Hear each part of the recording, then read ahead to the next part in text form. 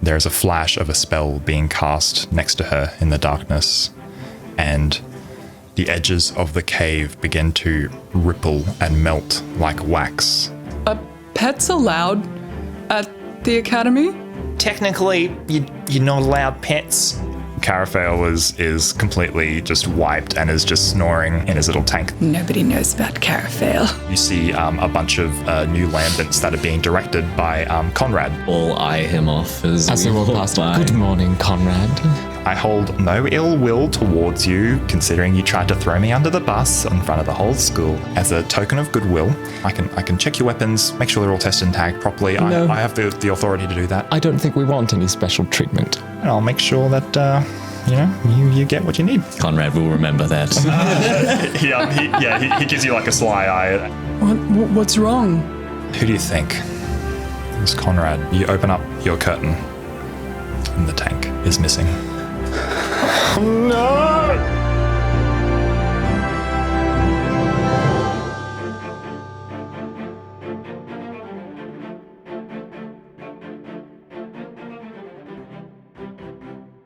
You are in the middle of receiving a lecture. You are standing out in the woods. What the fuck? It's just a significant time jump. I don't think you were I expecting just wanted to that. time skip a bit. Is that okay with you? No! If only, Not the slightest. if only the time skip to is Conrad is dead. It's not like there was anything to resolve. A group of students and staff are gathered around a coffin. All wearing black. It's raining. It's overcast. But is three going young on? students are dancing. A dwarven teacher is standing out in the woods with you.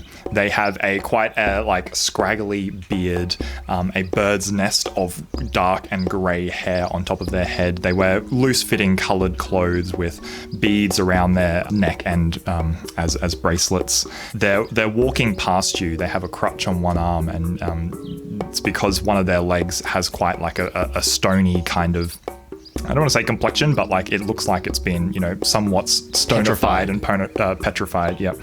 And so they're walking past you, and they're saying, "Weakness is a funny thing. We all have our own hidden vulnerabilities, things that some people wish that the world would not see.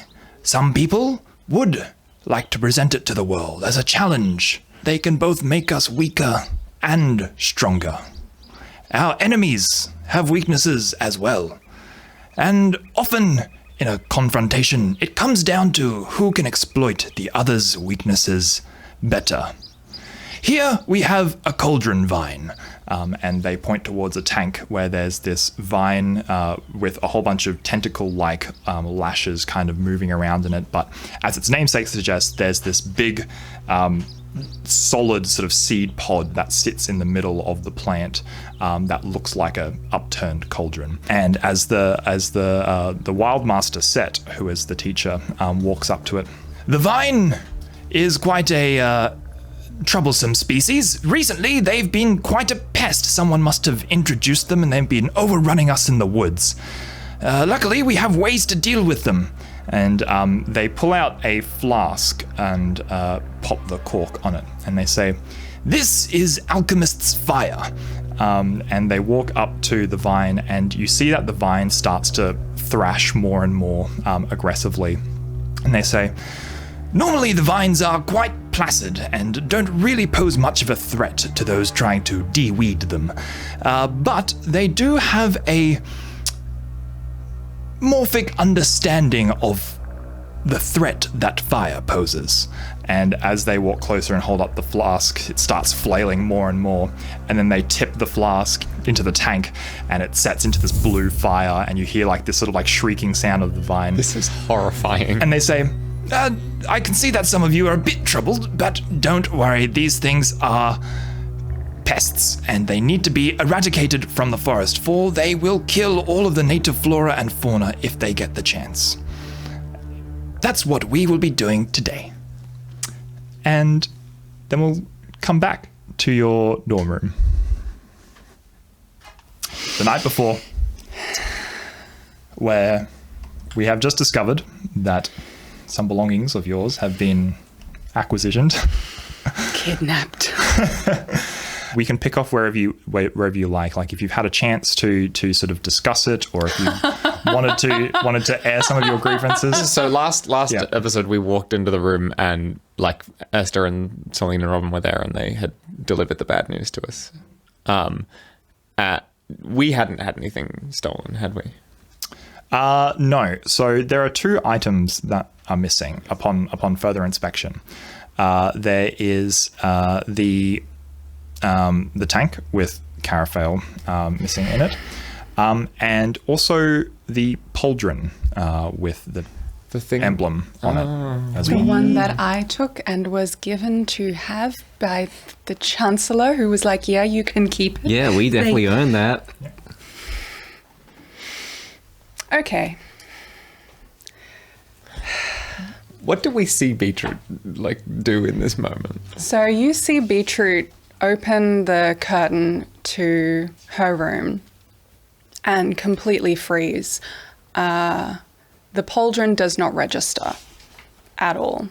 But if you're looking behind her, you would see like a chest of drawers, and it's just got nothing on it. Beetroot is going to turn around and look at our dorm mates and just say, "Where is Conrad?" I think Esther's probably the one who answers, and she's quite timid, I think, seeing this reaction from you. He came through about an hour ago. I think he probably would have gone back to his dorm by now, or I don't know. He might have gone down to the dining hall, or I'm sorry. What dorm is Conrad in? Well, he's in dorm 1, obviously. At which point, I don't even wait. Esther can continue talking. Beetroot is Beetroot, wait! out. Don't do anything stupid. Marching You're already out. on a warning. We should probably follow her. Yeah, okay. Yep. And as the 3 of you walk out, you hear Esther calling down, "You'll get into trouble. Don't start anything."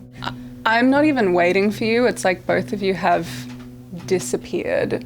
This is a total tunnel vision moment. I turn back and I give Esther a sort of understanding, like, and then just like, walk off. Yeah. So what are the 2 of you thinking or doing? I think we're scurrying behind. I'm confused. I've never seen Beetroot in a rage like this before. Yeah.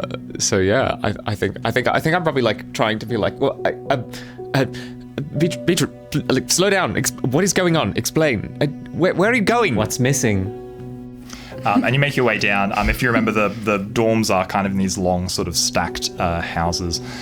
So you make your way down to dorm 1, which is, the first one as you enter onto the platform. The door is, there's no polite knock. The door is being thumped open.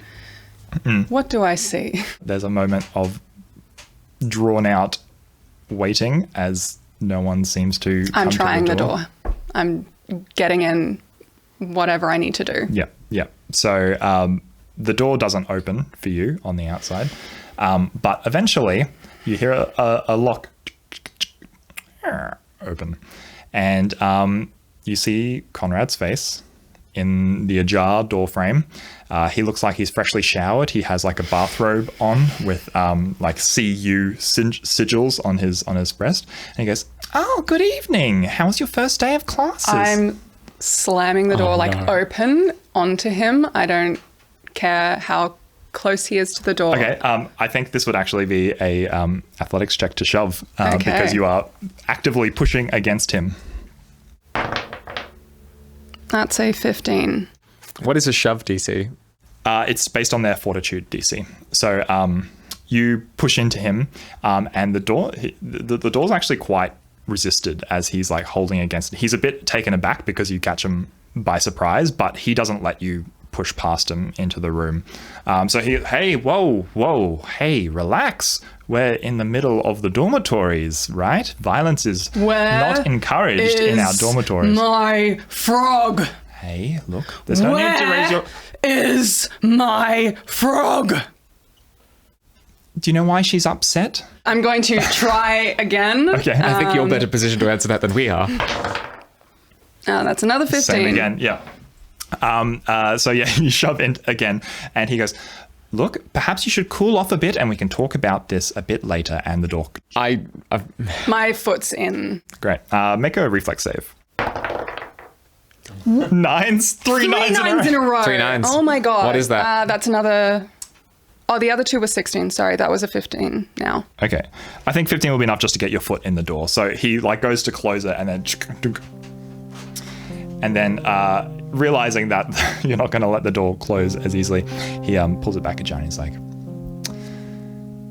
I'm afraid that things have come to a bit of a point, and there's not much you can feasibly do within the school rules to resolve this situation. So I advise you to go back up to your dorm to have dinner, have a shower, go to sleep, and move on with your studies at the academy. And I will be in touch. Conrad, why don't you just at least explain to us what is actually going on here, okay? You see a couple of other figures start to gather around in the light behind Conrad as the other dorm mates. The noise from inside, there was laughter and some chatting that was happening inside has ceased since your entry. And they start to gather around and form like a bit of a line behind Conrad. Look, don't worry, we can handle this professionally. As a student representative, it is my job to make sure that students are following the rules, as you know. And after our encounter yesterday at the Forge, I was had a feeling that you may have been trying to... you weren't showing your full hand to me about what you had brought into the academy. And so I decided to take it upon myself. I got permission from the dean. I told him of my concerns that you may not have checked in all of your weapons at the Forge because you didn't want to show them to me, which any reasonable law-abiding students would have happily done. So I got permission to just do a quick check of your rooms to make sure there weren't any extra items in there that shouldn't have been in there. But, to my surprise, it looks like that there was someone had brought in a pet onto campus that they shouldn't have. And unfortunately, that is a transgression against the school rules. And so, look, I don't worry. Your frog is fine. But I have had to take control of them for now, just until we can sort out where to release them. Or, if you want it back, you are welcome to leave the campus. That is the situation. That's garbage. Is my frog in your room right now? He opens the door and he says, I have nothing to hide from you in here. Your frog is in a safe place. It is in a secure place. Where is the frog? Do you wish to leave the campus? I'm getting my frog back. I see. I can speak to the dean about your suspension or expulsion from the academy, if that is what you choose. Where is the frog? I think we're done here. He's opened the door, hasn't he? He has opened it wider. I'm punching him in the face. So good. Great, give me an attack roll. So That's a 6 that's now. even lower, yeah. Worse. Do you have The a- Saturnine. Do it. Plus 4. You'll be trained in it, so I think that's +7. Okay, yeah. Yep. So that's a 14. 14. Your fist comes and he's quite nimble. He pulls back as you just swing past him. And he doesn't seem phased. In fact, he doesn't even seem surprised. But he and the others, as you do this, will push you back a little bit and they slam the door in your face. And We didn't even ask about the pauldron.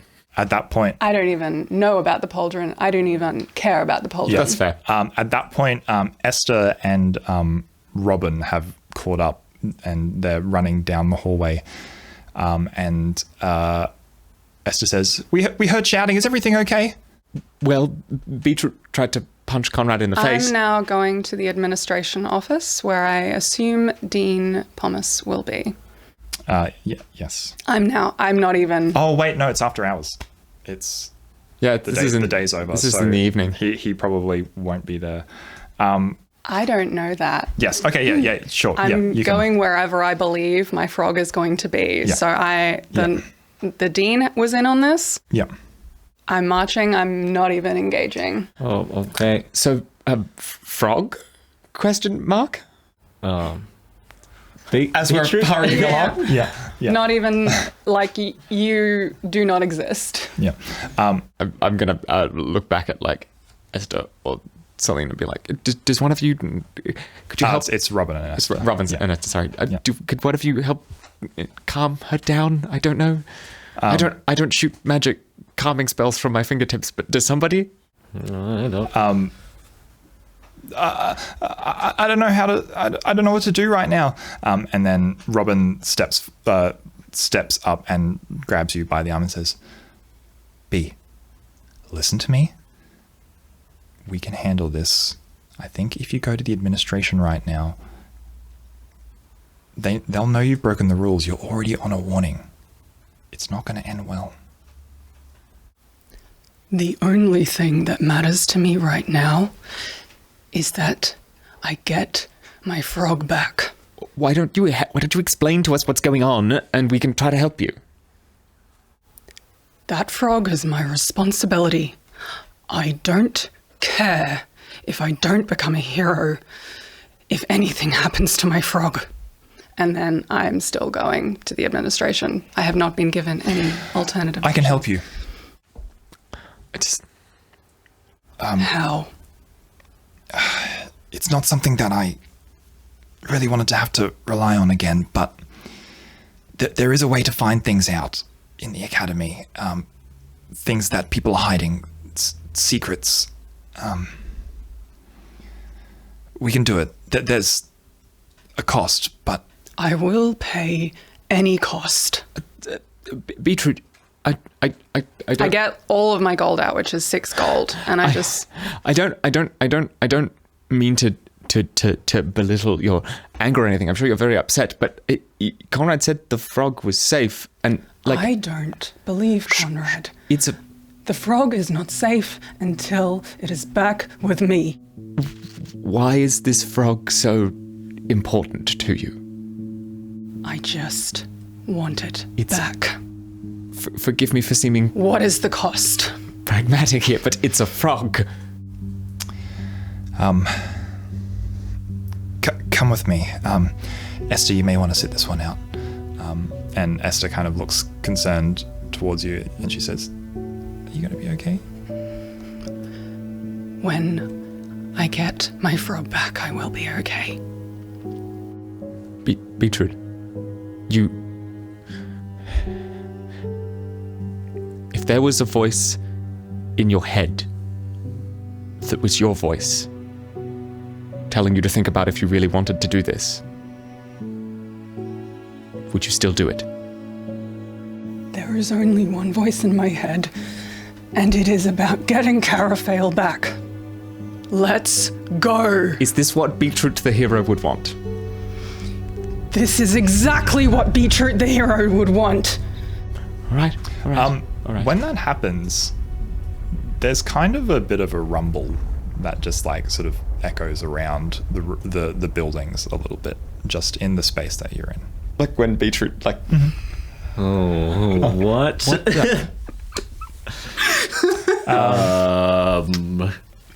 And then moving on. Tell me what's going on here!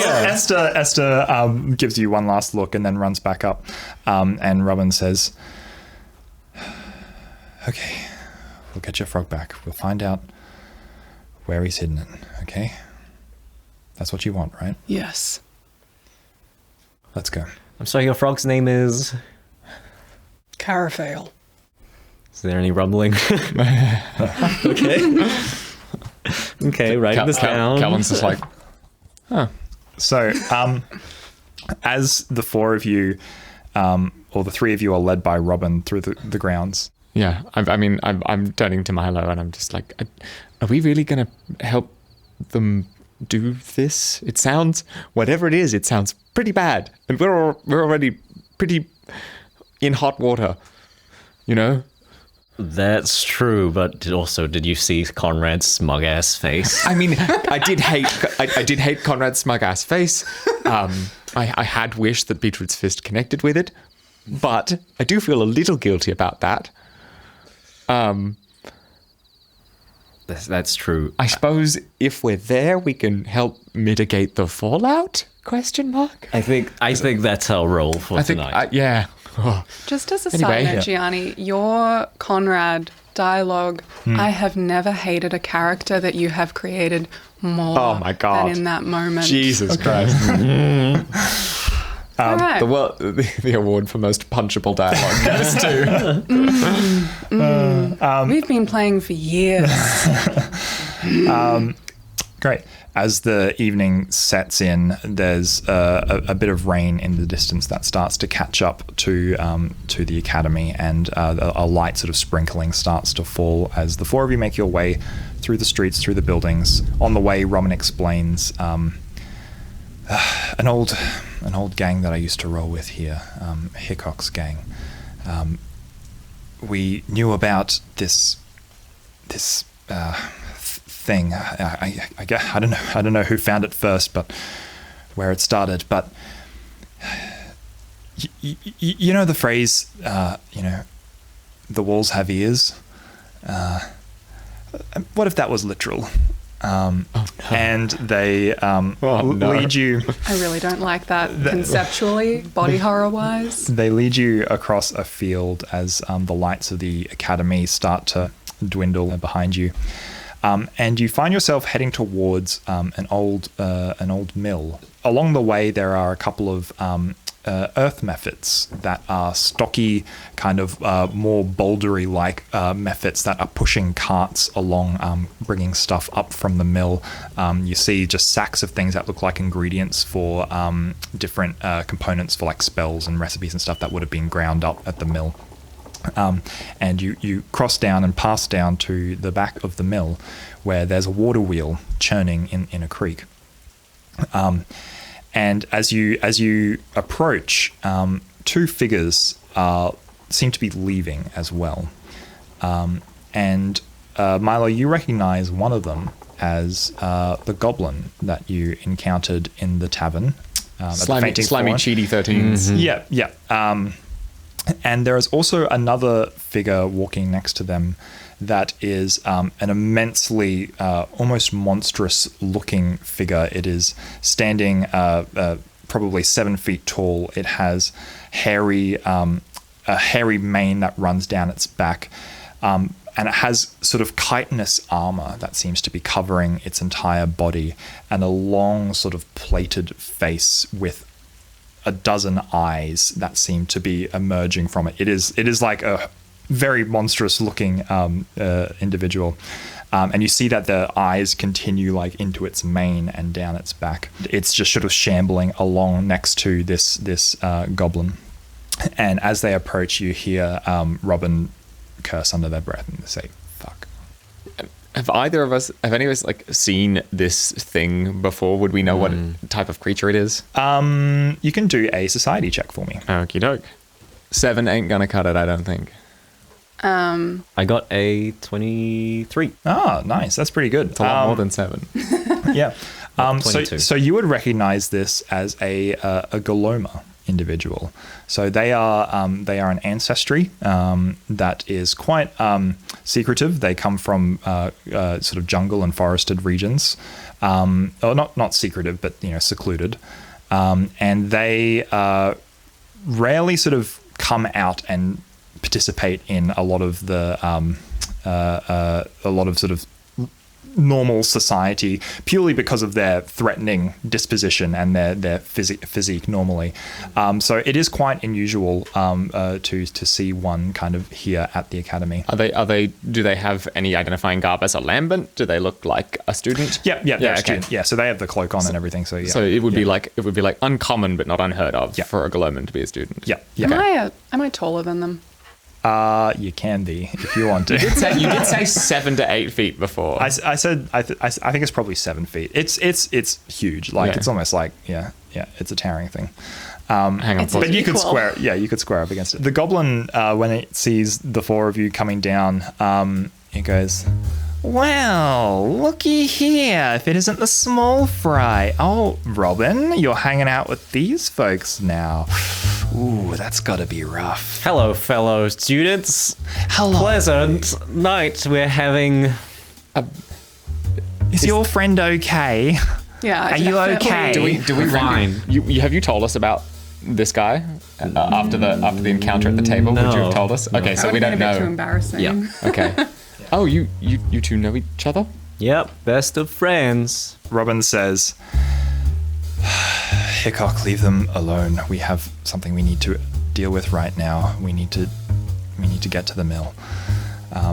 And the goblin says, "Well, I found out something quite interesting indeed, that it was perhaps the three of you that may have been responsible for our hideout to be sealed up smoother than my left butt cheek. Do you know anything about that? Your hideout? The cave in the chasm, The cave. place we would hang out?" You mean the cave with the skeletons and the giant stone golem? That almost killed us. I don't know what you saw, but it's no longer there. Gone. Just a wall. So the brass found out about it. Thanks to you guys. Because someone tried to kill us. Hey, we're not. This is not getting my frog back. Ooh, okay.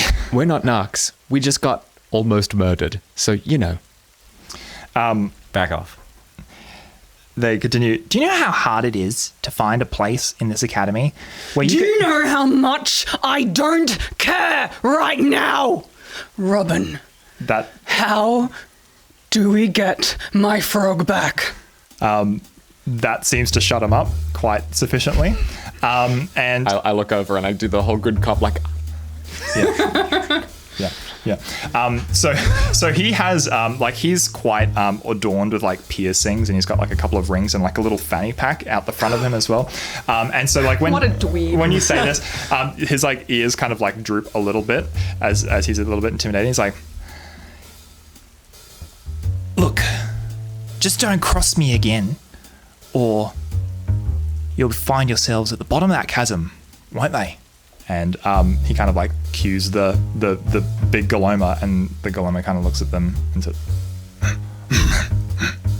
Then I'm going to just like, as he does, I'm going to go, "Whoop-de-doo, Pipsqueak, we've got our own big lady very strong, and she's even madder than you." They, the two of them like grumble and turn and walk past you. And you see the Galoma sort of turn as they're walking off, and it kind of just waves as they leave. I'm making So- a mental note that if I don't get expelled, I will be apologizing to them later. Just, I love that in the deepest recesses in the corner of the mind that is blacked out by blinding rage, there is still just a little like polite beetroot just down Yeah. in there somewhere. Correct. Just to Yeah. be clear, Robin said Hickok's gang. And so we can assume that Pipsqueak is the leader of the gang? All right, this is an interesting power dynamic. I'm enjoying this. How do you... Yeah. You make your way down to a small, unassuming brick wall right by where the water wheel is churning. Robin looks around, like one final look to make sure that sort of no one's in the vicinity. And they approach a small sigil of an ear that has been engraved on one of the bricks. And they say, Pull out a Q-tip and just get right in there. No thanks. You would. The tension, so thick. Poke. It's fine, I'm fine. It's okay. Robin turns and says, "This is the Oracle. They are a resource that has been at the Academy for a long time, and we used to use it all the time to get dirt on teachers and things like that. Not the most savory practices. I don't do that anymore. But it's gonna want an exchange from you. If it's gonna give you a secret." What does it want? it's going to want the secret back, one that it considers equal value to whatever Conrad is hiding, which seems to be the location of the frog. So just be prepared for that. How does it work? And they turn and they go up to it and they get uncomfortably close to the stone and they say, if these walls could speak. And the sigil on the brick merges out into a Yes, you would. a stone, a little sort of like stony ear that starts to What like species? pulsate. Yeah, what ancestry is the ear? I mean, it's kind of like it's like a human. Does it like humanoid ear. morph? It Yeah. like 1 minute it's got pointed and the next it's kind of round and then the Yeah, it next could it's be got a like little bit long globe. amorphous. Yeah. Oh yeah. But it is like a stone ear that starts to move. Would you say it pulsates? Sure, Yeah. it can. You're determined to make this as uncomfortable for me as possible. And with the sound of the deafening water wheel nearby, you still hear this cut through of this whisper that emerges as the ear like sort of like trembles a bit as this voice comes out of it, and it says, "Who approaches the oracle?" Beetroot Sunrise. What secrets do you wish to trade? I wish to know where my frog, Carafael, is.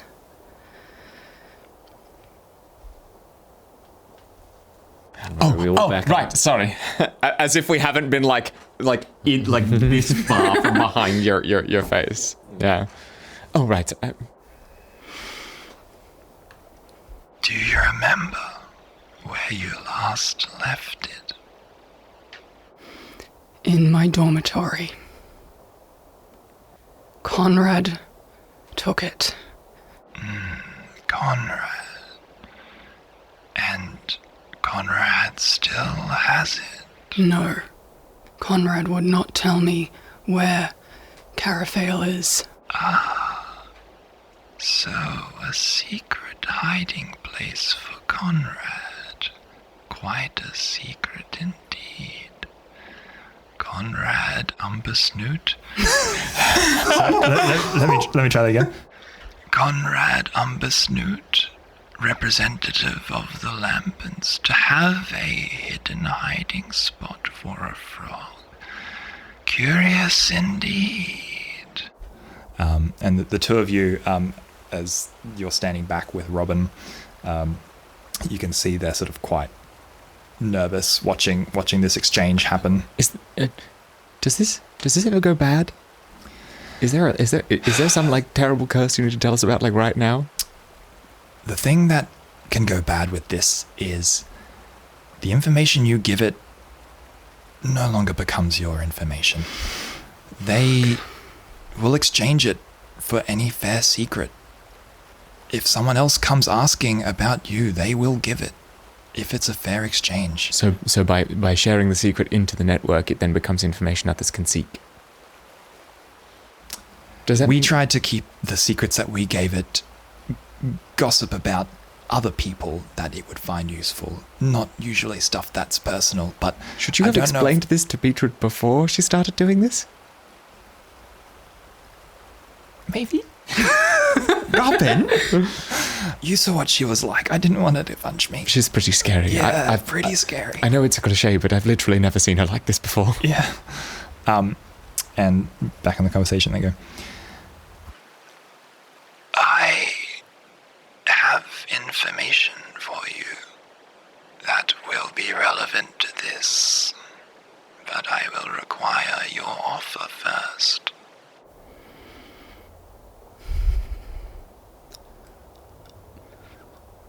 I will tell you my real name. A true name? Not masked by aliases? Not masked by a character, a persona we put on for others? That is something interesting indeed. Very well. A fair exchange. I will have it. Claire Alcock.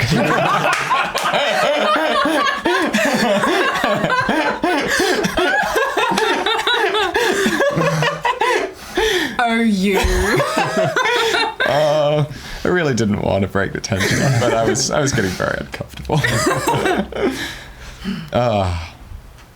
Once again, Beetroot is glancing back and making sure that you are out of... We take a second further step away. Oh no, another meta secret. We just got rid of one. Haha.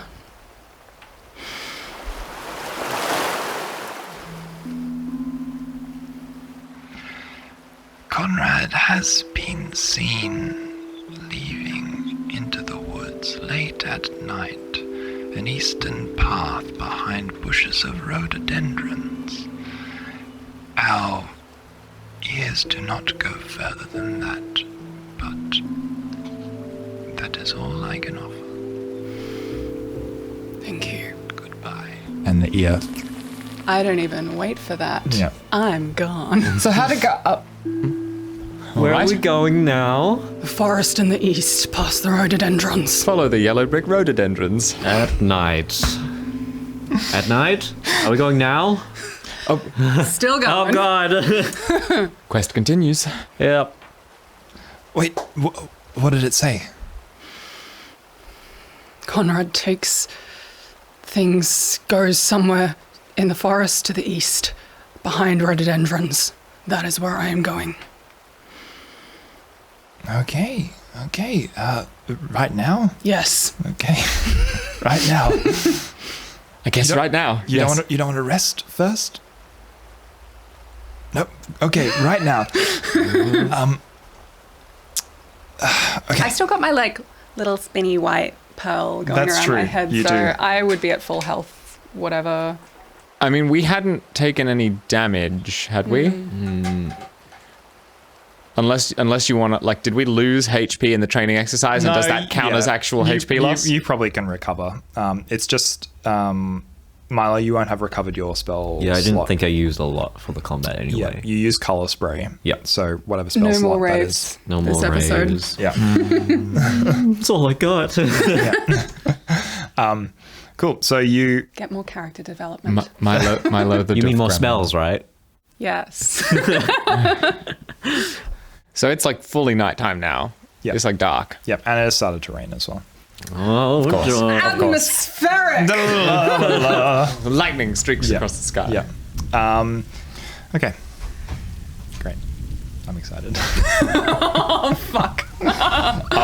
Spaghetti-o. Yeah. When the GM says that he's excited, So you move through the academy to go east to a path into the woods. Yep. What's are we supposed to be moving around at night? Is there a place we're supposed to, I know we're fully students now. Is there a curfew? Are we violating it? Is it still kind of early enough in the evening that we could conceivably be going around? So yeah, the caveat here I think is that it's still early enough in the evening that you can kind of just do whatever you want. You're not sort of restricted by that first rule, which was to stay within the student district. So there's still a couple students maybe heading to and from the library to do late studies and things. Yeah, and for stuff sure, like for that. sure. Okay. Yeah. So we're not necessarily sneaking. Yeah. No. I definitely am I mean, not you wouldn't be sneaking. sneaking even if you needed to, but yeah. Yeah. And you eventually spot some bushes of rhododendrons, which are lining a short path out past some gardens that leads out into the woods east. Gun to my head, I could not tell you what a rhododendron looks like in this moment. I don't think it matters, but I just had that thought. I mean, it's actually, maybe someone should probably do a nature check just to make sure that someone actually is able to pick. Damn it, we followed the gardenias. What's the DC on that? I mean, they're common flowers. I cast recognize flower. What is that? What is that? 16? You have very shiny, sparkly dice. Yeah. Yeah, The no, numbers are high. that'll be enough. Yeah, okay. Yeah, Cool. We find the bush. For sure. I can smell them Yeah. in the rain. Yes, rhododendrons in the rain, my favorite scent. I think I read a Name of romance your novel that was perfume. titled that once. That's better. And there's a short trail that leads out east. Robin, once you sort of reach the rhododendrons, says, look, I really want to help you, but I think I've done all I can. This is not your fight. Any further I've already been on a You watch list. don't need to explain yourself. Thank you for your help so far. But also, you used to run with a super secret gang that had a hiding place. Yeah, we Do you think that Beetroot is waiting around for this? No, Beetroot Just is flagging. not waiting Just around flagging. I for want to this. vibe on that later. Yeah. Okay. Bye bye. I'll explain more later. And you head off into the woods. Perception! The path seems to falter a little bit once you get into the darkness. By now, Beetroot, you would have learned that the lantern that you carry, it functions as an ever-burning torch. So it will always cast a little bit of light in your general vicinity. Is this the point where we all say, I have low light vision?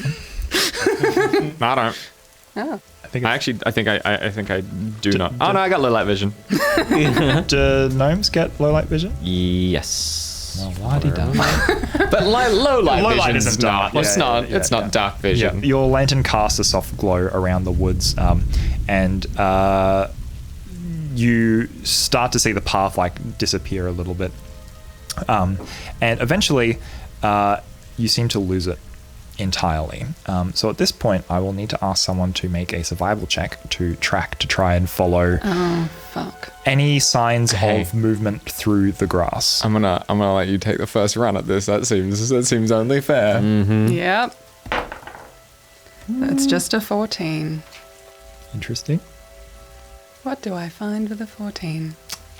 You find just low canopy of some ferns, but no trail. You can't detect, and because the rain's kind of covering things up a little bit, you find it quite hard to see if things have been disturbed. Actually, you're from a fairly wooded. You're a forest something gnome, dude. You have a magic stick from a tree. You can do tree things. That's your vibe. That's qualification enough, right? Chuck that on your resume. You have a find path spell, don't you? Not right now. All right, I'll have a look around. That's a 15. It's one better. So really, Milo, are you going to try it? wait. I'd like to see what you all get. Wait, are we? If the trail ends here, is this perhaps where we're supposed to end up? Should we be looking for some sign of some hiding place, or something in the trees, perhaps? Maybe the trail stops because the trail stops. So to clarify a little bit, just to avoid the metagaming, the trail doesn't sort of like come to an end. You like lose it. Like it kind of just gets lost in the foliage a little bit. It peters out. You can't tell if this should be the trail or if this should be the trail. Right. So it's not like we reach a clearing and then we're like, where does it pick up from here? Yeah. I mean, 15's the best, right? Yep. You got 15 as well? No, I got a 6. Okay. 15. Cool. So I'm going to start. Caravel? Caravel? Caravel, can you hear me? you are wandering through the woods. Kellen, you're doing your best to try and sort of spot, like, oh, this could be something moved. This could be some This branch is footsteps. broken. Does that mean anything? Yeah. I wish I had done one nature class before I wish tried I'd spent this. any time outdoors. I wish I wish the Wild Master had given us a lecture right before we did this. Yeah.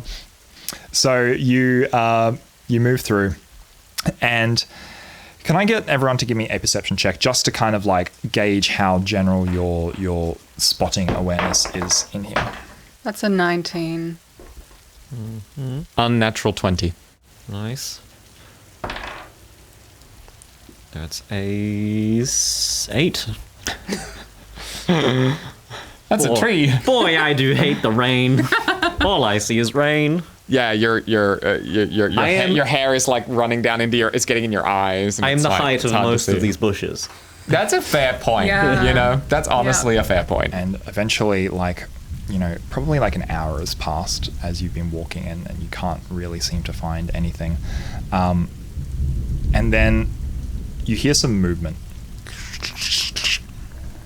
And Milo, you feel something wrap around your ankle, like a snake or a vine, and then the next minute you're being thrown and tugged. Can you do a reflex save for me, please? Oh, good. Okay, Oh, good, oh, bye, good, oh, good. everyone. Oh, that was foreshadowing right at the beginning. 16 and reflex save. That's a 22. 22. Fuck, man. All right. So, like, just to be totally clear, that lesson that we foreshadowed, like, that happened at the start, that was actually tomorrow. That That's hasn't tomorrow. happened Yes, yet. it hasn't happened yet. Yeah. Perfect. Yeah. Perfect. Yeah. So do not meta knowledge this based on what you learned. No, on that's that. Yeah. absolutely what I was hoping for. Yeah. So yes, you feel it start to like pull on your leg and it tries to lift you into the air, but you manage to kind of like worm your way out of it. You've gone through vines and underbrush before and you know how to deal with things that grab onto you. So you kind of like weasel your way out of it and sort of scrabble back.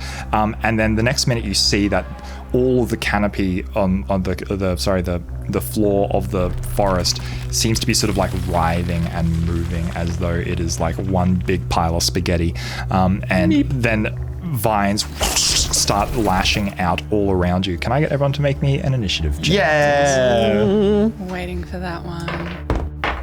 21. 21. 7. 8. Rough. Again, Beetroot's been crying. That's fair. Yeah. Actually, we would have definitely noticed that. Like, you would have heard like little noises coming from me. I'm not, there's no comfort. You cannot do anything. But the anger, the initial white rage has subsided to a mixture of rage and sadness. It's Distress. distress, complete distress. Yeah, okay. So, T, you're going to be going first. So, Kellen, you're standing on the edge of this kind of zone, I guess. And to kind of clarify, there's now basically a 20-foot radius in this small clearing around this plant where there is writhing vines and roots. So, to be very explicit, moving through that will be difficult terrain, which means that you will take half speed. In the very center of that is a large black cauldron-like pod that seems to be sitting in the middle of the plant, and there are 4 really large tentacle-like lashing vines that seem to be writhing around up in the air. For a visual, this is a much larger creature than you would have seen tomorrow in that plant. So when I was describing it in a tank, that was like a we got like massive swarming vines, central kind of bud, and then big vines coming out of the big bud. One of them has grabbed Milo. So Milo, you are currently standing in the mass of the difficult terrain. Oh joy. Okay, well I'm gonna then the first thing I'm gonna do is leap in and try and like slash at that vine. So I don't know how far he is in, but I'm gonna try and like take a run up and like jump in and then get a little slash in as I come down and try and free him. Action to draw your sword, action to move up, and then you action to strike. Okay, excellent. Let's do that. Bam. That is straight in the crack. Straight in the crack. Stayed in the crack. Let's get it right here. Straight in the crack. That is a 24. Whew. Yep. Hell yeah. That'll definitely hit. Let's do some fucking gardening. That is 6 damage. 6 damage. Cool. So as your sword comes through, the vine tendril splits incredibly easily under your sword slash, which is to say that it has a weakness to slashing damage as you come cleaving through. Makes up for the skeletons. Yeah. So you did 6 damage. Yeah. So great. It does. Yeah. So it does more than you would expect, and it seems to chop off straight from the fleshy mass that seems to be Milo left hanging there. Thunk. And well, Milo got out of it. So the bit that was threatening Milo just drops to the ground and sort of flails like a lizard tail. It is then its turn. So this vine comes forward, lashing out in retaliation at you, Kellen. So that's a 19 to hit. Yeah, that'll hit. Yeah. So it stretches out, which is to say that it has reach of 10 feet, which means that it can sort of attack you from quite far away. So this is the vine extending from the central bit out towards us and then coming back. So one of the 3 remaining vines has basically reached out to try and attack you. And as it sort of like comes up to you, it comes in and slaps you first, but then tries to wrap around you afterwards. 11 damage to start with as it comes thwomp, and like basically you feel like you're winded as this vine comes slamming into you. It's going to use an action then to try and grab. Does it get grab as a on a successful? Yeah, it just does it. So yes, it uses a second action to automatically succeed on a grab attempt, a grapple check on you, which means that you are currently grabbed and restricted by it. And then a third one will lash out, and let's just even it out a little bit and give it to you, Beetroot. So that'll be 11 to hit you, which I don't think. So this other vine comes careening over you. Jump out of the way. Kellen, you notice. Actually, do me a perception check. Maybe you don't notice. 15. Yeah, that'll be enough. I'll give you some of it. So yeah, the vine that's grappling around you, you see that it's actually kind of a little bit charred, like it's a little bit burnt and bubbly on one side of it. Cool, and then that'll be Beetroot, your turn. I take one action to draw my sword. I've still got the lantern in the other hand. Yep. I think I'm just going to drop that. Yeah, free action. And get my shield as well. Other way around. And I'm going to go for a swing at the vine that's got Kellen. Yep, great. Cool. So drawing your shield. Drawing sword, Drawing shield, sword. and attack. Okay. You within range?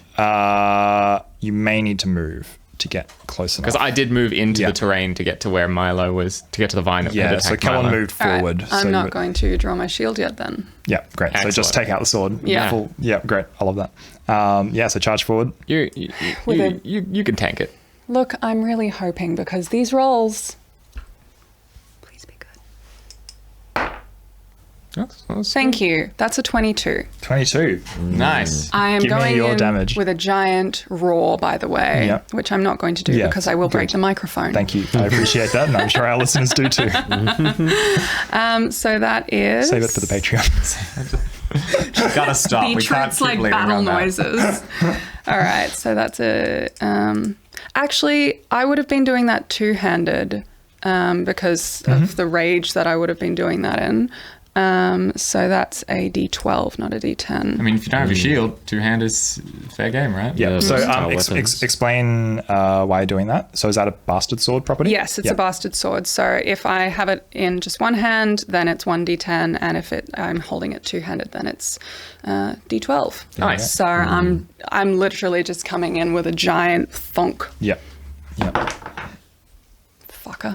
Well, you're coming in with a thong. I'm coming in with a thunk of 7. 7? Cool. So you manage to hack into the vine, but it does not sever entirely. Wait, 7? 7. 7 total. Never mind, it severs entirely. Because it is weak to slashing, and I just forgot that for a second. So it'll take extra damage when you chop into it, and so the whole thing comes off, which means that you have been released from the grab as it drops down to the ground, and you see these two tentacles kind of slither back a little bit. Had it lifted me into the air? Like, I don't land prone or anything is what I'm asking. No, it didn't. Cool. It didn't lift you at that point. Then we go to Milo's next. Yeah, cool. Milo is going to... Now there are 2 vines left. Yes. Yep. All right. And then there is one big central Like bowl Seed thing. pod boy. Yeah. sea pod. And that is writhing around, or is it just stationary? It doesn't seem to be doing much at the moment. All right, cool. I am going to cast Tanglefoot to wrap non-sentient vines around one of the Fight vines. fire with fire. I love this. Vine wrestle. Someone's really into this. Yeah, for 1 round it is stationary, minus 10 feet. It has an escape DC if it wants to get out of it. Yeah, so you make a spell attack to try and hit Tanglefoot. Cool. Ooh, that is a 24. 24, that'll do it. All right, well, standard success. Target takes negative 10 foot circumstance penalty, or its speed is 1 round. Okay, so I haven't immobilized it. I've just No, stopped but it can't go anywhere. Yeah. But would that mean the vines can't move to get us? It's got reach, so it doesn't have to move to hit us. Doesn't have to move. Yeah. So that wasn't. Yeah. So okay, what I'll do is I'll give it a penalty, just a small penalty on its next attacks on one vine, just because that was the one you were Don't give attacking. us concessions. If we want to use spells to do things that don't really matter, let it ride. Yeah. But I mean, like be nice you to did us. specify you were trying to tangle one of the vines up. Which That's fair. means, You could tangle a vine. So I'll say that it probably just gets a penalty equal to like what a disarm attempt would do, which is a -1. And I'll just say for its next strike. Cool. Yeah. Cool. Okay. So that's 2 moves. That's 2 actions. moves. Yep. And I don't know what I'm going to do with the last one. I'm going to move behind Beetroot. Correct. Great. Yeah. Get into cover. Get into greater cover. Yeah. Because of the size difference. I am the greater cover. Yeah. I mean, you're welcome to actually like take cover as an action. Oh, yeah. Behind something if you want to. Is there stuff to take cover behind? Yeah, there'd be like there'd be trees. 2 foot high stone. Using someone else, you would get soft cover regardless if you're behind Beetroot, but you won't need to take the cover. Yeah, I'll action. take cover. Yeah. Okay. Cool. So when you take cover, you gain a +1, I think, for normal cover on your AC, to end, and against some reflex somewhere. effects, I think. Which brings us back to T, top of the round. Yeah. Okay. Here's what I want to do, and then we can work out how it happens. How close am I to the bulb? You're probably about 15 feet away from it. Okay. You'd be actually 20 because you are right at the edge of Yeah. the Okay. area. I wanna.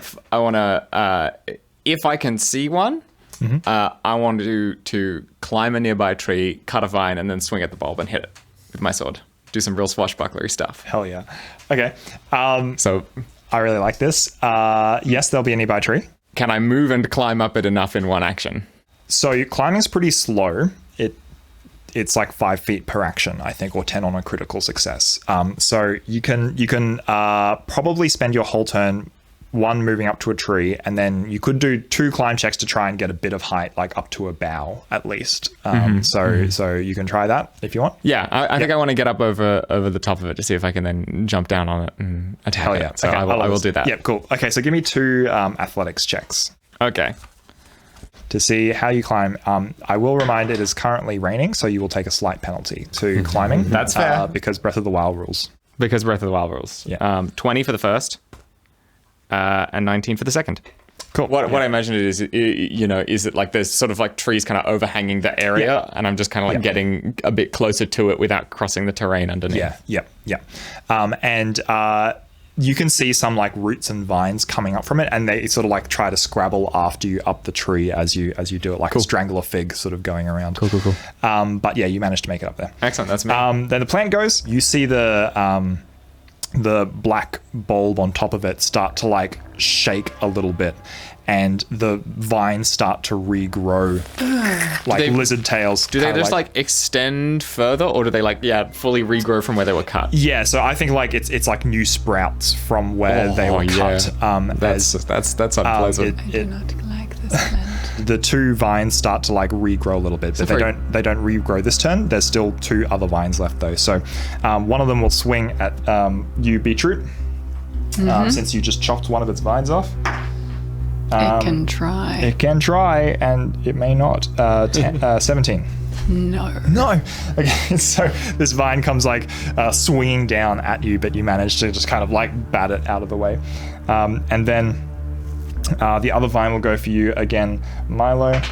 That's a 12. No. Your other vine's trying to wrestle with it. And then for its third action, it is going to try and just go for a Hail Mary, and that's definitely not going to do it. So the 2 of you are just sort of like fending off these lashes as they come for you. That's good. Keep them busy. Which brings us to Beetroot. I'm going to go for the next vine. So I assume that I'm going to have to move to closer to the pod to get that. They're Around they've us. moved over to you now. Yeah. Cool. Then fucking swing. Yeah, go for it. I'm unhappy with you.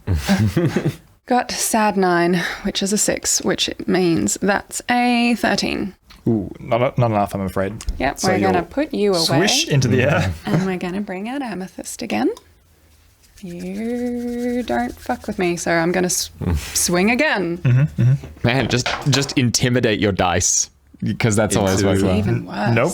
Yeah. So you don't swear at your d20s. They don't like it. I'm also just straight up crying at this point. Like, this is what's happening This is a with very Beetroot. bleak sight in the rain, I imagine. Also, no. Yeah. I'm so just now you're just swinging berserking, wildly. Milo. Milo is going to look for the big, sharpest rock he can find and telekinetic projectile that thing straight into the pod. Great. Give me an attack roll. Yeah, there'll be some loose stones around that you can use. Oh, that's a 5. Nope, that's an 8. So 8? 7? 7? 8, 7, 5. Do any of these good to you? No. So yeah, in the dark, it's a bit hard to get the exact targeting that you want. So it comes swinging past, but it misses. It overshoots. Milo's going to continue to take cover. Yeah, cool. So yeah, you duck back down again in hope that it doesn't hit you.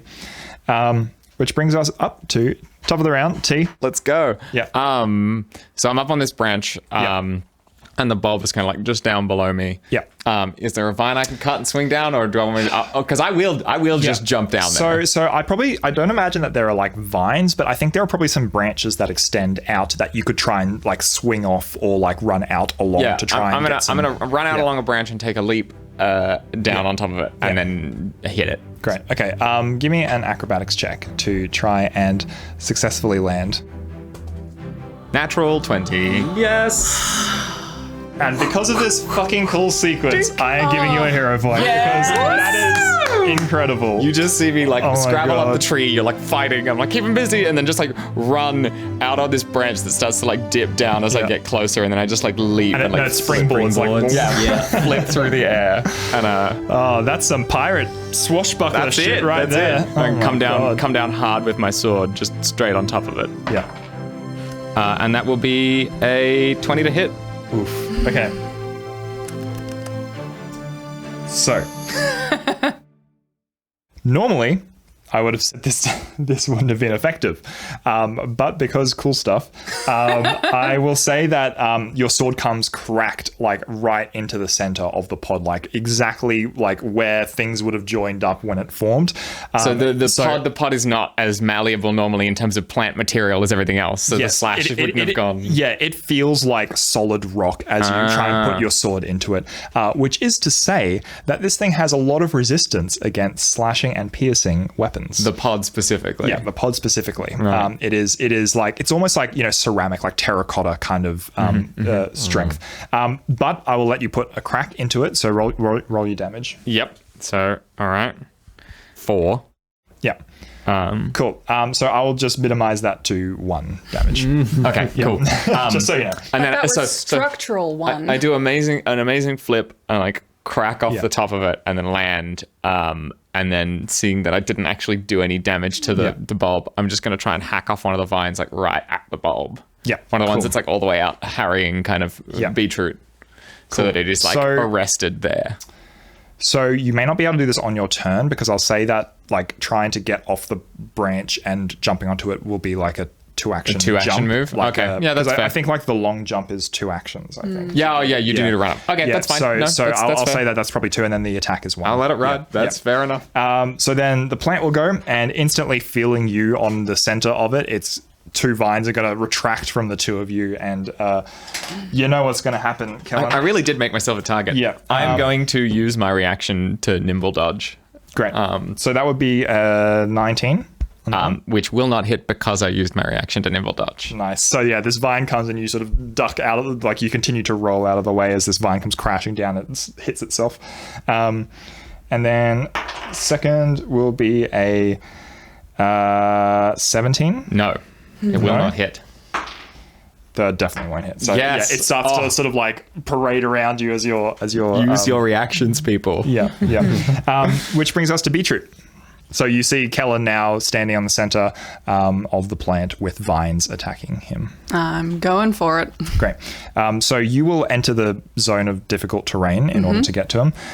So it's 20 feet of difficult terrain, which means that if your speed is... Sorry. Yes, speed is 25 feet. Yeah, cool. Cool. So you'll be able to move 2 squares per stride action, which means that you could make it there with your full turn moving, or 10 feet away if you don't. I'm going to go for it. Yeah. Great. So then Milo. Another rock, please. Another rock? This one, just a bigger, bouldery rock. Yeah. Can I have a bigger stone, please? Thank you, Magic. Yep. Okay, that's better. 25. Ooh, yeah. Is it immune to rock? Does it prefer country and western? Should we hit it with the EDM? Hit 1d6. Plus 4. That's 6 damage. 6 damage? Oh, Cool. bludgeoning. And it is bludgeoning. 2 moves and then you're taking cover again? Yeah, then I sit back down. Yeah, great. T. All right, I'm going to try and hack off one of the other vines that is threatening both of us still, because the 2 of them are still regrowing, right? 2 of them are still regrowing. So if the other ones, like, I assume they're coming out of the base of the pod, right, and then threatening us. Yeah. So I'm just gonna hack one off at the base. Yeah, go for it. Yeah. It's in the spine. That's a natural 1. Wop wop. Wop wop. Okay. Webb. 24 for the second one. 24 even with the multi attack. Sorry, no, minus. It's finesse weapon, so minus 4. Yeah, so 20. Yeah, that'll hit. Yeah, excellent. Cool. And that's 6 damage. 6 damage. Yep. Cool. Another vine comes off.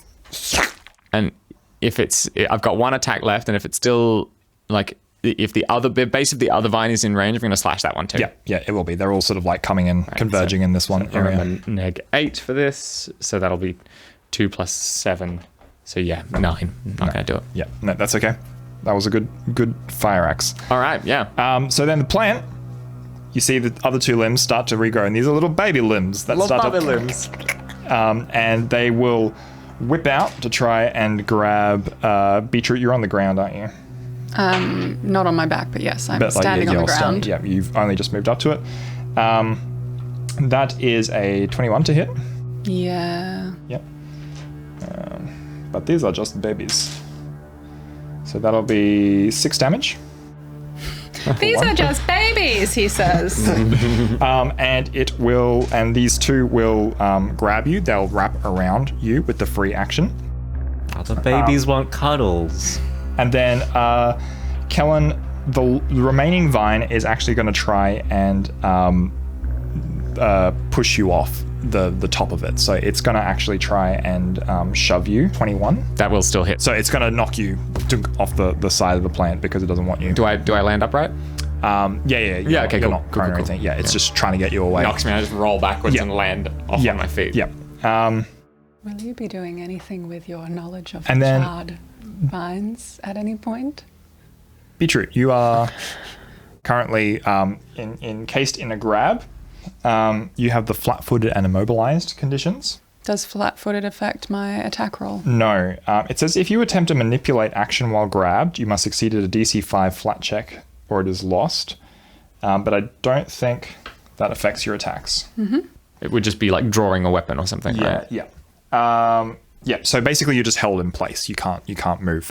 But you can attempt an escape action to try and get out of it, or you can. I'm gonna try attacking the vine. Yeah. The last one that's attached to the pod. Yeah. Because that's where. The big one. Yeah. Yeah. So let's just do that. Crying and having a very bad day. Yeah, I forgot how bleak this Having a very scene bad is from your time. point of view. Yep, that definitely didn't. Apologize for swearing at it. Maybe that's a 16. 16 will hit. Yes! It's a big dumb plan that doesn't move. Okay, yep. So I swing first and slightly readjust because I've got things. Yeah, so they're like sort of like throwing you around a little bit, but you're able to hit like the bigger one as it's sort of like, you just time it as it's sort of like whipping around. You manage to actually strike it. Dang it. All right, let's do some damage. Oh yeah. That's a 9. 9 damage? Holy dooly. So that will cleave the last one off, which is enough to cut down all of the vines, and you see that it's like bleeding out, like sap is basically just pouring out of all of the sockets, and it loosens its grip on you from the two that are holding you, and they just sort of slacken and release, and the whole thing sort of just falls limp, and it is effectively dead. All right. Hooray. At which point, realizing that it is no longer a threat, I'm just going to fall to my knees and just keep crying. Yep. It's a lot.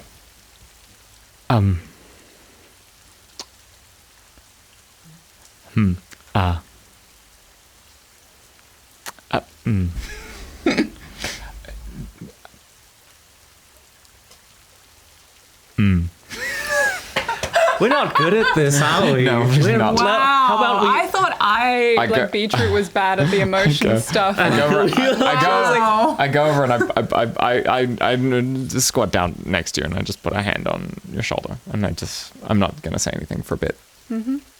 I'm gonna pull out the dog token and I'm gonna summon our dog.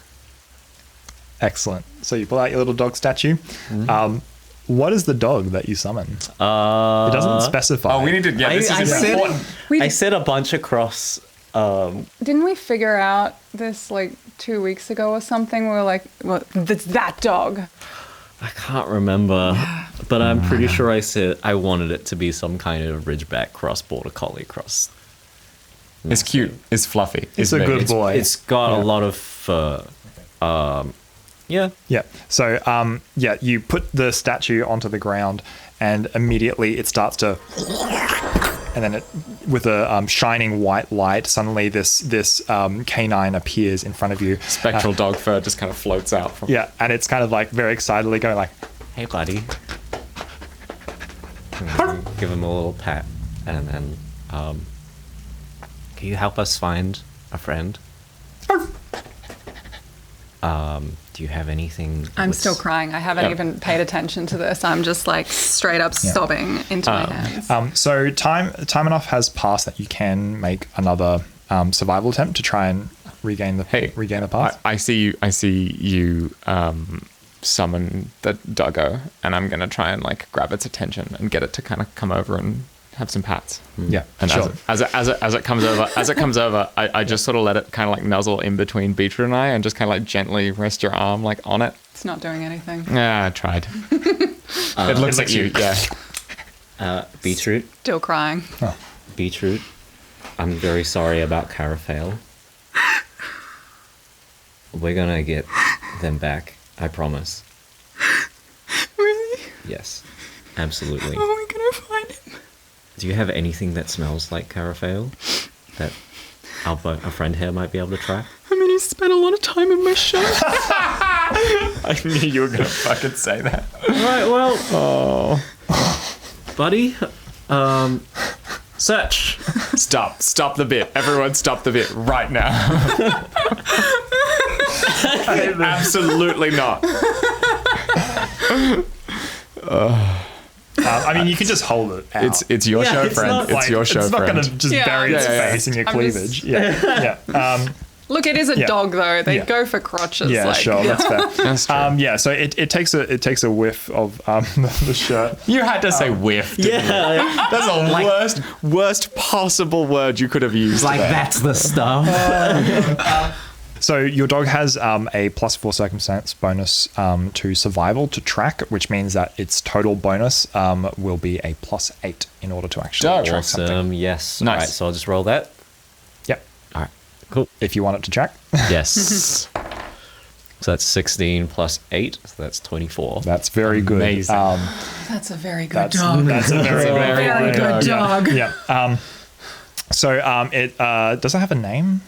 Oh, yes. Does it have a name? Not yet. Maybe we need to see it in action, and then the name will come to you. You have to earn your name. Yeah. So it gives like a little like yip as a I've got it. It goes "Arf," and starts to through the canopy floor. Oh no, we forest can't floor. see him. Wait. Yeah, but you see like Roll to track the dog. Damn it. Yeah, I'm scrambling to my feet and Well, let's go. racing. Let's go. Yeah. It follows through the brush, and eventually you find a small divot moving through the forest floor again, which you expect to be is a path that someone has been moving through, and you eventually open out onto what looks to be an old like tool shed almost. It's kind of like run down, a bit overgrown with sort of ivy and stuff growing over it. And it is sitting in the middle of a clearing in the woods. And the dog sort of like starts to like walk up and sort of stops just as the grass gives way and kind of like looks back to you in question. Who's a good boy? I just pat the dog like crazy. I'm also patting the dog. Yeah. I'm running to the shed. Okay, great. Can everyone give me a perception check just to get a sense of the space? Oh, now you're giving me nice rolls. How nice of you. That's a 22. 17. 17? Unnatural 20. Natural 20, so that's cool. So between the three of you, as Beetroot, as you walk up, you are about to open the door and you see that there is a glyph painted around the handle of the door, like an arcane glyph. What? Do I know anything about the symbol? Is it a familiar symbol? So you would probably need to roll Arcana or Religion? occultism. I was going to say I don't think religion would be relevant here. Alas. I mean, I can try. Yeah. I mean, you're definitely the one that is up at the door. We are behind you, having just pet the dog. Just a 16. 16. So with your knowledge of religion, at least, I will say that you probably recognize that this seems to be a magical seal. That's probably all I can give for you. Yeah. Are there any windows into this shed? There are. Yeah. Yeah. So there's windows. They are currently like pretty smashed out already. Like they are. Mm-hmm. Yeah. Can I find that same symbol on any of the other entry points? No, it is just on the door. Going for a window. Wait. You don't have to. Is she having to smash through or anything? She doesn't have to smash through a window. So No, she can just go through. the windows are already kind of like blown out, basically. If there are any like bits of glass like on the windowsill, I'm just pushing that out of the way. Yeah, cool. When you put your hands on the windowsill, you all hear as the ward on the door glows. God, I hate Conrad so fucking much. Okay. I think we're on a time limit now, so let's get in and get out, shall we? How? I mean, the window's open. If it's recognized that we've gone in, perhaps we should just keep going. Can I? So it hasn't actually stopped me. Nothing's happened. No. Can I inspect? Well, As far as- the symbol made a sound and like glowed, so Yeah. we know that we've tripped something. While this is happening, can I inspect the symbol on the door? Yeah. So you hear the sound and probably like turn to figure out what's going on. So you can do an Arcana or occultism check for me. Yeah. I am just like, Natural 1. wow, that's rough. I love that. So this is a force field that seems to be powering the tool shed. Oh my god, this is amazing. I just like put my hands on the glyph and Milo and the dubious alien power sources. Well, if we've tripped something, then Conrad Then will be I'm here. going in. So let's go. it might blow. Going in. Great. I'm going to go in as well Yeah, cool. So you step inside and shout back, Milo, keep an eye out. Okay. Put my hands on my ears. Yeah. You step inside the cabin, and inside you see everything is quite like overgrown and rusty. There's shelves of tools that all seem to be rusty and misplaced and misused. There's stacks of pots and potting mix that seems to be sitting all over the corner. And there's also a rug in the middle that seems to be really like worn like hessian and stuff that seems to be basically eaten away at this point. And everything's dark as you go inside. Dark vision. Dark vision. great. So you see everything is like in a I also soft have my glow. lantern. Yeah, I was going to say, I should Okay. pick that back up. Yeah. Okay, cool. So you pull your lantern out again, and a soft glow fills the room. But there's no tank and no carafail. No tank and no carafail. I'm going to look at the floor for a trapdoor. Yep, cool. Give me a new perception check in here. That's 19. 19, cool. You inspect the floor and kick some dirt out of the way. And if you push the rug out of the way slightly, you see that there is, in fact, a wooden panel that has been added or at least altered slightly. There's an altered section of floor. Yeah. And the problem, though, is that there is a new-looking kind of brass strip across it that has 4 holes that seems to be sealing the thing shut. How, you know what? I'm straight up just going to start stomping on the wood of the trapdoor. Yep. Yeah. The whole place starts to rattle as you do this. The whole thing's quite flimsy. And then tools start to raise off of the shelves. Yeah, that's fair. Trowels and spatulas and a rake and a shovel and a pickaxe all start to rise up, and they start to fly immediately. So at the you. lock, it looked like a lock with 4 keyholes, basically. Yeah, it's like a sort of long lock, and then imagine it's sort of got 4 holes that are sort of poked into it. These rusty implements start to fly around. So can I get both of you to make a reflex save for me, please? That's my reflex. 23. 22. Fuck you. 13 and 13 plus 9. Dang. 22, yeah. So these things come flying around at you and start to barrage you, but you manage to kind of duck it. I think dive for cover. Beatrice and I are just I'm just so if we keep hammering on the floorboards, do you think that perhaps maybe we can break through rather than trying to, pick the lock? That was my plan. T, a rake flies at you, and you grab it right at the last second as it sort of tries to go for your face. Yeah, I am gonna grab that rake and just jam it into the into Cool. the lock. So you're struggling against all these other things. I might say that you will probably need to make me another. I'm wrestling with a sentient rake. Yeah, right? make me an athletics check, I think, to try and drag it over as things are sort of trying to lacerate you from all directions. It's 14. 14. Cool. I mean, if I see you doing that, and let's see what happens. But if it fails, I'll just call out to you. Yeah. Yeah. So you are trying to drag it across. It is just a rake, so you manage to pull it across. But I think it'll probably take you an extra turn in order to actually get it across the floor inside the thing. It takes more time. Yeah. Which means that I'll get you both to make another reflex save to avoid damage. Yeah. That's fair. oh baby. Natural 1. Oh no. I'm too busy with the rake. That's what it is. I'm too busy with the rake. You're trying to get it now into the holes. I'm at 25. You're fine. Oh, this is. You've crit succeeded both times. So T, you're going to take 10 points of damage. Yeah. So you see me As a shovel comes. You see me slamming into your dragging head. this rake towards the lock, and I'm struggling with it, and you're dodging out the way. And then a shovel clangs me in the back of the head, and I just keel forward and just land unconscious on the floor. Wow. I had 7 health left.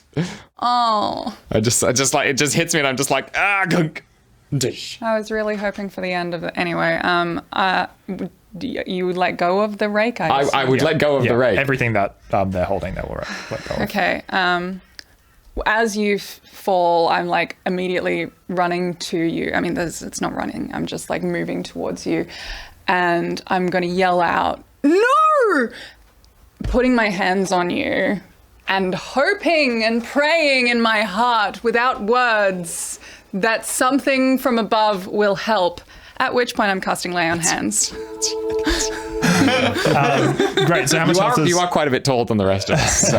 Yes. So Lay on Hands 6. will give 6 HP and then also give you a +2 status bonus to AC for 1 round. Yay. Cool.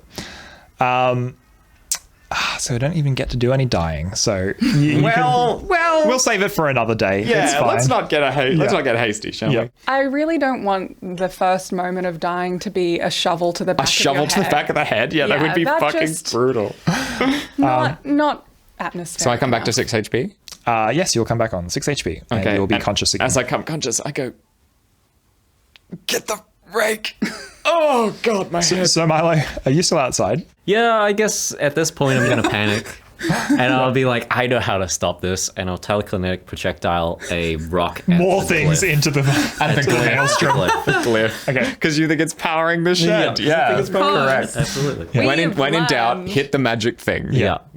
That's helped us so far. Yeah. Rock, So, you're there. so that is 21. 21. Yeah, that'll strike the door. Cool. Roll damage. That is 5 damage. 5 exactly. Yep. Cool. The hardness of the door seems to resist the blow and tiling. The rock bounces off harmlessly. Curse this force field! I'll try again if and I can in my turn. Cool. So I probably should have done initiative for this, but let's just resolve.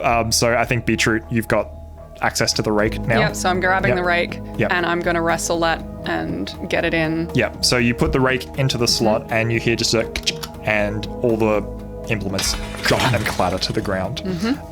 And you feel a mechanism inside the door shift slightly. I saved the day!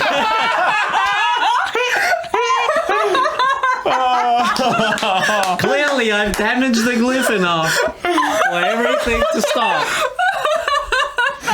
It's all you, Milo. It's all you. Thank you. Really needed that. Yeah, I'm gonna stand back up and just kind of like pick my sword up and just All right, groggy. I'm going to, however I can, open this. Yeah, so you can even just like slide it with the rake. Trapdoor. And there's a small jelly bean inside. He goes, hello. So yeah, you slide it out of the way, and there is a ladder descending into darkness, And down we go. and you drop down. Is everything okay? I'm trying to work out if I should tell Milo to come follow us down the ladder or keep watch. I'm actually just gonna. Should we leave Milo on watch outside? Nope. Okay. Already down. There's a big ladder. It goes a long way down. Do you want to keep watch, or do you want to come with? I think I'll keep watch. Okay. How about we tell you if we need help? If you see Conrad, follow us down. Okay. And as you descend into the darkness of the basement, that's where we'll leave it. For this week. The quest for Carafael will continue next time. Next time.